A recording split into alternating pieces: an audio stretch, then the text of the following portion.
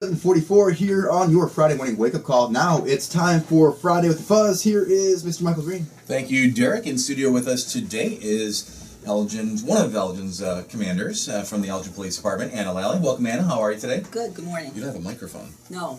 I guess I'll talk this. Yeah, it works. There we go. There you go. It's working. It was all right? Morning. All right, there we go. Okay. So, I just look, wait. Poor prep on our part. That's all I right. apologize. Not you. We're the radio professionals. You're the police professionals. Yes. Professional. It's on camera. It's on camera. Welcome. Thanks for sitting in for Chief Swoboda. Thank you. Appreciate you being here. Want to touch on a couple of things. Kind of the big thing we really want to talk about. I know you guys had your grant approved for Yes. the body cameras. Yes. And we want to talk about that and how that's going. But want to tie up a couple of loose ends from the last week or so. Two occasions last week where you had an armed robbery. Yes. One, I think they were both at just like retail stores, right? Two were at retail stores, and then one was actually on the street. On the street. And Yes. yeah, we'll talk about that because Yeah. we've talked about opening up the lobby Yes. and Yes. available to anybody. But the one gentleman comes in, it's at two different locations, one on Sunday, one on Tuesday, threatens that he has some type of weapon, a gun or a knife. He implies. Implies, Yes. right? Threatens that, but Yes. never actually displayed anything. No. Got cash in one circumstance and another was unable to get anything. Yes. But police, in subsequent investigations, were able to get some great video footage, right? As well as some good eyewitness Yes. testimony or... Yeah, I think Yeah. the key to these two cases is Chief Swoboda has talked many times, and I know that I think Sergeant Jim Biseglia at one point was even on here Yep. talking about cameras, and so these cases were actually solved by the assistance of video surveillance. So video surveillance provided us a description and also eliminated that it was a different person at each location. So once we looked at both video surveillance systems, we realized it's the same subject. Our detectives show up, and at that point we were also able to identify a vehicle from the video surveillance. And so one of our detectives, who did an awesome job, Detective St. John, he was just driving around in the area. Same day. It was Minutes literally later. like an hour, maybe an hour, Yeah. 10 minutes later, sees the car, short foot pursuit ensues, and then we were able to arrest the subject. So I think it's a combination of traditional policing methods, which is, Scott St. John just being really observant and paying attention, and then obviously with technology helping us and assisting us. So I think this is a great case to highlight not only technology, but also that, we still do rely on, smart people that look and are aware of, what they should be looking for and are persistent. Because he could have just very well went back to the station, Right. and started working his case. But he Could have didn't. driven right by too. I mean, Could have because if driven you're right not... by. Yep. Yeah, so that was an awesome case. I was actually listening to the radio when he had a little foot pursuit and stuff, and I was like, "This is great. We're gonna make an arrest." So it was awesome. He did a great job. All our detectives did a great job. Patrol officers did a great job. TIU going out there retrieving the video quickly, which is the other point to it, is that you have to have people who know what they're doing to retrieve TIU? Technical Investigations There you Unit, go. which Thank is you. Sergeant Biseglia's unit, which I oversee. You have to have people who are able to go and retrieve the video quickly, because that provides you your leads quickly, which then more than likely people will kind of still be in the area, which in this instance he was, and so we were able to solve two cases.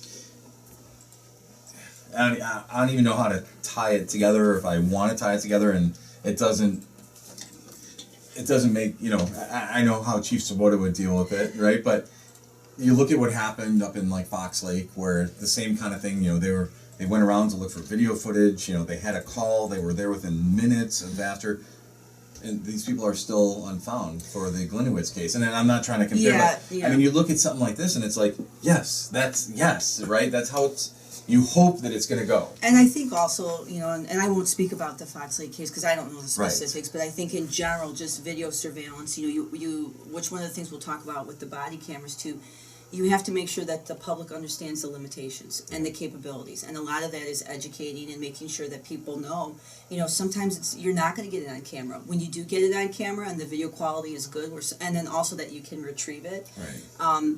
But you could also be an unknown. I mean, if I, go and rob a bank and no one knows me, I'm an unknown. Yes, I'm on video. You don't have any history. I don't have any history. Right. I'm an unknown. Somebody may know me, but maybe those people don't feel like calling the police. So, video surveillance is just another part of Just assisting another us. tool. Yeah, another tool in law enforcement. And you have to be able to embrace that technology, because if if we weren't so progressive in looking how video surveillance could help solve cases, we wouldn't have a technical investigations unit who would then be able to go out and instantaneously retrieve the video, provide detectives leads. That detective sees this person within an hour. We would make an arrest in the case. 5-6 years ago, these two cases may have gone unsolved. Still unsolved. Right. Yeah, and so, and also when people don't cover their faces, that assists us a lot too, Yeah, as right. well. So Keep that I mean, quiet. yes, Yeah. we have the that's the other thing. But you'd be surprised. I could say that, and people do it all the time. Retail thefts, people go in there, they don't cover it happens all the time. Yeah. So You also have a security through surveillance Yes. class coming up, Yep. right? Did you want to kind of plug that and tie Yes. in with this? we have one coming up on October 17th. It's from 9 in the morning till 12 in the afternoon. What's the purpose of the class? So security through surveillance, we've hosted, I want to say maybe 5 classes, and basically we talk about video surveillance, the best cameras to purchase, as far as video quality and length of time, and where to place them in your homes. And then also we touch on how video surveillance helps us to solve cases. And so it's about a 3-hour class. It's on a Saturday morning, so not too much of your time. Where to put them, how to use them. Where to put things them, like how that. to use them, everything. So it's October 17th. It's from 9 to 12. If you are interested, Free? it's free, yes, and you can call down to Sergeant Jim Basegli at 847-289-2602, and he can register you for the class. Great. Also, we want to wrap up quickly. You had a case where, I guess, online, somebody was advertising an iPhone or any, it could be any phone. In this case, it was an iPhone that they had for sale, and someone reached out to them, and they worked out an agreement for, I assume, money and how much and where they were going to meet to do it.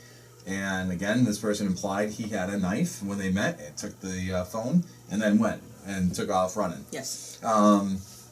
First of all, I know we've talked about before, and we've maybe even talked about before, that the fact that you open up your lobby Yes. to anybody who Yes. wants to do something like this. Yes. My wife is on one of these garage sale type pages and is selling some stuff, that we have that's just kind of sitting in the basement. And she was going one day to go meet somebody, and I'm like, where are you going? Where are you going to be?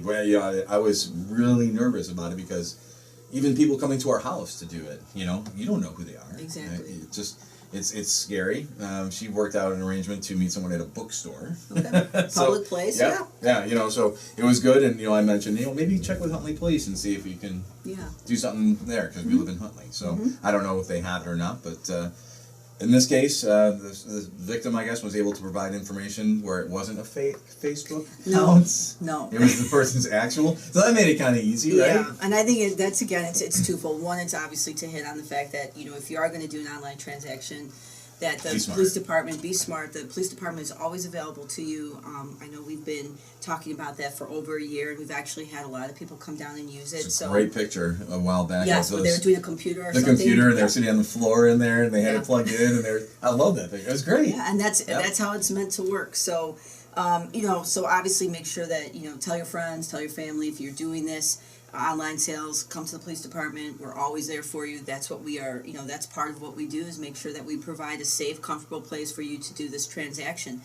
And then the other thing too is that it eliminates if someone is actually thinking about maybe doing some a crime. It's not. You always may have the rare case, but if I tell you meet me down at the police station to do the transaction, I'm thinking, well, I don't want to meet you there because I'm thinking about robbing you. Right. They're not going to meet you. So Right. obviously, it could eliminate to any future type of crimes. But the other thing too is obviously with Facebook and again technology, being able to understand Facebook as far as how law enforcement uses it. We have detectives who are skilled in that. And again, that's just part of the bigger picture of the Elgin Police Department, where you have to embrace technology, you have to learn to understand it, you have to get experts in the field, because cases like this are common now. Right. Texting and threatening or Facebook stuff, there's always an element of, maybe social Cyber media, crimes and all that cybercrime. kinda, yeah. So you have to make sure that, you have people who go to classes and they learn how to use it and they understand it, because in cases like this, or even bigger cases where let's say it is a homicide case, and that might be the key to solving it. If you don't have people in place already who understand it, who have been trained, who are constantly updating their skills, that can sometimes be a hindrance to your case. So I mean, we do a great job at the police department. Our office, it's detectives who do it. We have a detective that does forensic crimes too, but are also a lot of our general detectives, our gang detectives, our drug detectives. They understand the concept of Facebook and kind of how to do subpoenas and backtrack and find people's identity if we were able to. Right. So it's not just a small group of people. Even patrol, we have some patrol officers who are really, really good at the technology part too. So great case. It was great and solved again quickly, and good stuff there. Nobody hurt. Most importantly. No. Wanted to talk about the 3 juveniles with the multiple vehicle thefts, but with the time, I think I would really rather talk about the body cameras. Okay. So big news, right? There's a lot of stuff going on with this in the news, and you guys did a grant, yes, right? Requested money from the Department of Justice. Okay. And so Christy, who's here somewhere, she actually. The grant came out, and you'll get an email to grant announcement, and so we got this grant announcement, and so Christy, Jim Bisegli, Mike Baird, who's kind of does our technical stuff too at the police department, and myself, we all met, and we basically said, okay, Christy, you're going to have to write it. We'll give you the information, but this is your specialty. So she did an awesome job. She wrote a great grant. And especially because it's such a short time. Kind of clean your case to why you deserve it. Yeah, I mean, it's kind of they part of the grant was looking at what you've already done with technology, because they want to make sure that you have kind of the infrastructure there ready to support it, have people who understand it, and that you can get involved in a program like this and have people in place who are aware of technology. So a lot of it's talking about what we currently do, how we would use it, what technology we've been using, how successful that's been. So yeah, it's a combination of everything. Okay. And so you were approved for it and given X amount of dollars. Yes. $250,000 matching grant from the U.S. Department of Justice is what I see here. Yeah. And so currently you have how many officers with body cameras? We have 8 officers right now who are just currently... kind of a trial? Trial, yeah. It's a test phase. The new law that takes place in January, it was a bill that was introduced that turned into a law. It's the Police and Community Improvements Relations Act, and part of the act is the ability for us to now use body cameras, because prior to that, there's a lot of issues with eavesdropping and 2 people being able to be recorded, which I think the chiefs talked about on the show before. So this law now basically changes the landscape for law enforcement, and now we have the ability. Now there's certain exemptions when you turn the camera on, when you turn the camera off. There's a lot of stuff in the law. So I would imagine juveniles or it's a lot. It's child abuse cases. There's sensitive victims. If the victim asks, if you go into a home, there's an expectation of privacy. You have to let the person know that you're recording them. So there's a lot of other things in there, but that's just kind of a snapshot. Gotcha.